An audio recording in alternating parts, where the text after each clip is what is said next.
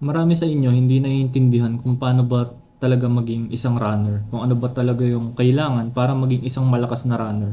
Ang daming nagtatanong sa akin, Coach, ano ba yung tamang training, ano ba yung perfect na training plan para sa akin? Achievable ba yung ganitong goal in just a matter of months? Achievable ba yung ganito ganyan kapag ginawa ko to? Ang pinaka-importanting tandaan when it comes sa running is walang shortcut. Sobrang dami ko ng coach na nakausap, sobrang dami ko ng players na nakausap. Lahat sila sinasabi sa akin, huwag kang maghanap ng shortcut. Mag-focus ka sa kung ano yung kaya mong gawin as of the moment. Huwag kang maghanap ng secret formula kasi wala namang ganyan eh.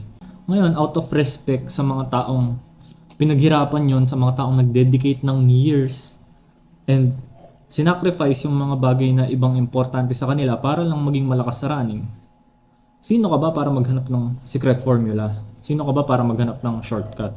Kung lahat ng taong naging malakas, lahat ng taong naging successful, pinaghirapan yun.